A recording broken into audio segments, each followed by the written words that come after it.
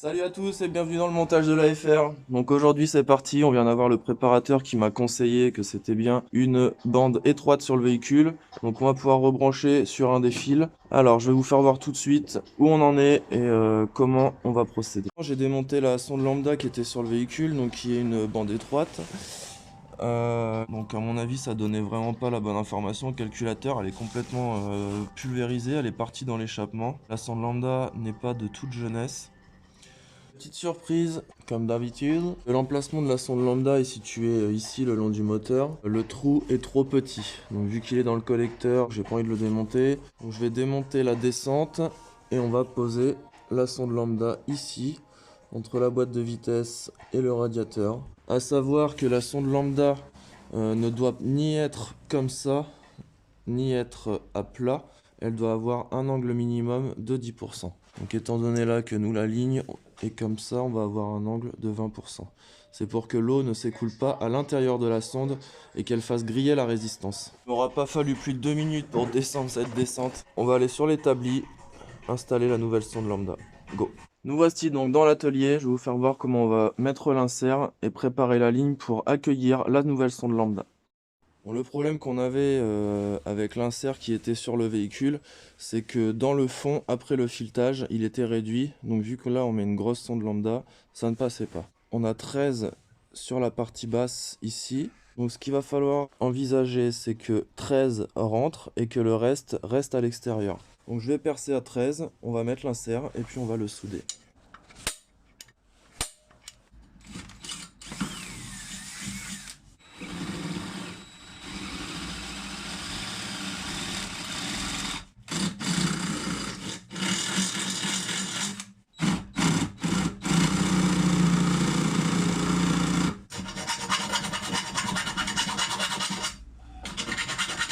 Notre trou pour la sonde lambda est à présent fait. On a posé l'insert, je vais le souder et puis on va pouvoir remonter cette descente.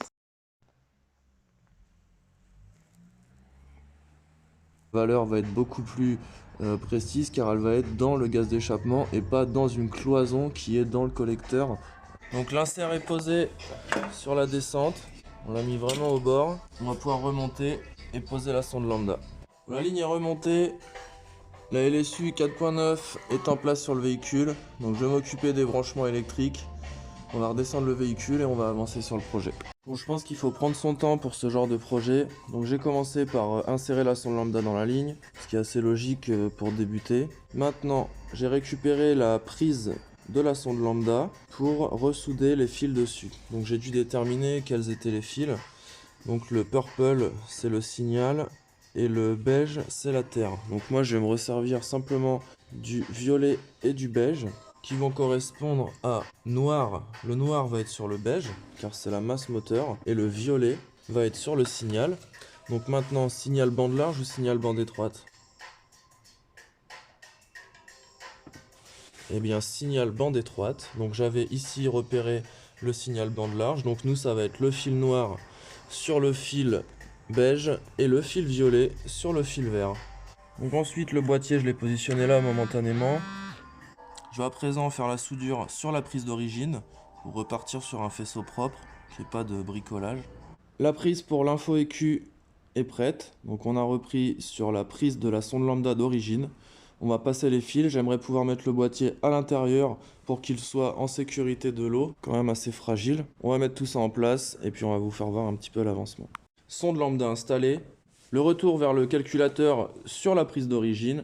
Nous allons maintenant trouver le trou qui se trouve juste ici et nous allons passer les fils vers l'intérieur du véhicule. La partie compartiment moteur est maintenant terminée. Nous avons installé la nouvelle sonde lambda LSU 4.9. On s'est repris sur l'emplacement d'origine du faisceau pour retourner vers le calculateur. On va maintenant s'attaquer à la partie intérieure. Après 3 heures de travail environ, on y est enfin arrivé.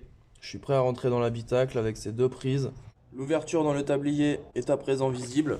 On va réutiliser la pastille d'obstruation. Un petit visu sur le faisceau, montage ZSTB. Petite finition à la colle à chaud pour la pastille, pour que ce soit vraiment bien étanche. Le boîtier AFR est bien arrivé dans le véhicule. C'était un petit peu galère de passer pour que ce soit au bon endroit et que ça gêne pas dans les pédales, etc. Donc je vais passer les fils, je vais démonter la coque sous volant pour aller trouver donc une masse, un plus après contact, un plus batterie. Ce qui serait le mieux, ce serait de tout trouver au même endroit. Donc à mon avis, ce fil-ci va remonter sous le Neumann. On va démonter la coque sous volant, je vais aller chercher le manomètre qu'on va insérer ici. À présent, dans les fils du Neumann, je vais devoir aller trouver un plus permanent, plus après contact, une masse et le fil des phares. La méthode pour trouver les fils, donc vous mettez à la masse sur le châssis, vous trouvez un plus permanent. Ensuite on va mettre le contact, trouver un plus après contact, tout ça prise débranchée. Ensuite on va brancher la prise, on va allumer les veilleuses qui seront donc allumées avec les phares et tester pour trouver un plus à ce niveau là. Une fois que c'est trouvé, donc vous repérez les fils. Maintenant je vais relier toutes ces prises là au fil que j'avais précédemment repéré. Donc je cherche ces 4 fils là et je les ai trouvés. C'est parti pour le branchement. Notre AFR va être alimenté sur le commodo de phare qui comporte ici chaque fil. Nous allons donc faire des épissures, dénuder légèrement pour avoir un petit peu de débattement. Et on va faire une épissure sur chaque fil distinct sur lequel on a besoin de s'alimenter. Une fois le faisceau préparé comme tel, il n'y a plus qu'à faire les épissures. Donc ça va revenir dans la colonne de direction. Et notre faisceau qui arrivera d'en dessous avec le boîtier va repartir au même endroit et arrivera en dessous de la colonne de direction et repartira vers le boîtier à fusible. Étape par étape, on avance. Donc mon faisceau est là, le faisceau ici de l'AFR. Je vais pouvoir recabler, faire mes épissures tranquillement, il y a de la place, on est au calme. Bon, un peu de triche, on a quand même le souffleur là, quand on voit du sévère, parce que sinon on est gelé là-dedans.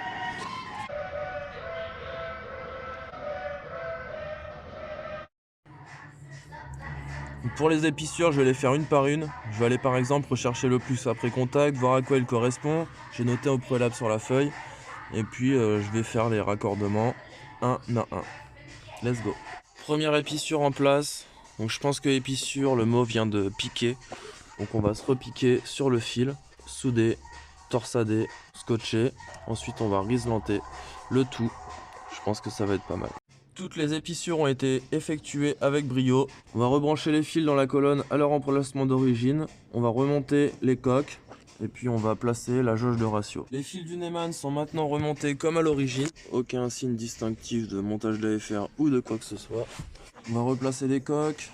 On va placer ce faisceau dans le porte-fusible ou aux alentours. On va fixer le boîtier et puis on va fixer la jauge de ratio. Let's go. L'AFR est en place. Le montage du boîtier AFR est terminé, donc il est arrivé dans la boîte à fusible, voilà, on est propre. L'AFR est en fonction. À présent branché correctement, donc je vais aller au bureau, je vais aller translate un petit peu toute cette configuration, le calibrage, et puis on va revenir dans l'atelier. Donc je viens de translate. Donc on va aller calibrer, on va aller voir un petit peu comment ça se passe et suivre les codes couleurs différentiels. Voici une notice en français digne de ce nom, donc je la mettrai en description. La voiture est allumée, donc l'AFR oscille entre 14 et 15.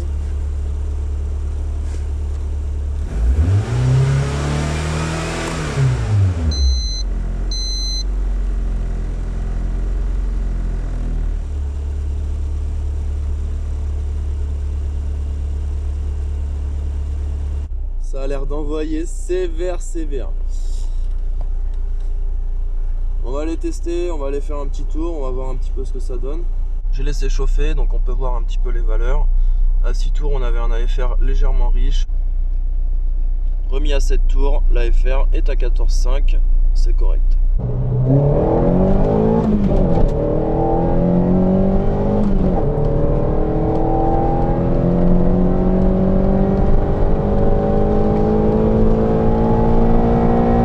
Je vous remercie d'avoir suivi cette vidéo. Si vous avez des questions sur l'AFR ou sur le réglage de pression d'essence, n'hésitez pas.